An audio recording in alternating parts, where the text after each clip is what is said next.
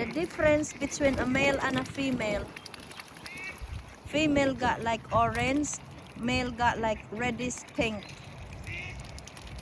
That's Daddy Drago and Mama Rose. No more cygnets. But they've started building a nest already, or sitting on the nest. Daddy Drago is now sitting on the nest. Well, building on it. So that's it. There's no more stress for them because the cygnet is gone. Sweet, the cygnet gone. No more. I still miss her. I'm still crying for her because I miss her. Sweet, the cygnet that likes to communicate. She's separated from her brother. Trouble brother. In the Willingboro embankment. Hey, Daddy Drago. Hello, boy. I love you, boy. So now you will see the difference between a male and a female. Daddy Drago and Mama Rose. Hello, handsome.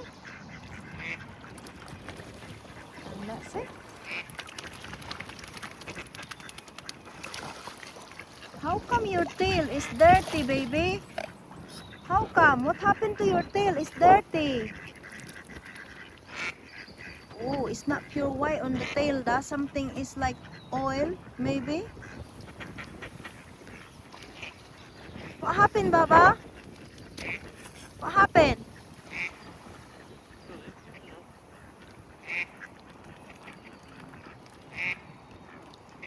When they start molting, I'm gonna collect their wings. That feather from the wings is the best one. June, July, they will start molting. And that's it. Okay, Baba.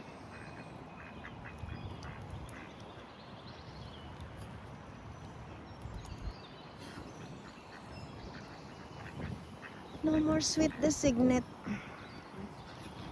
Bye, Baba.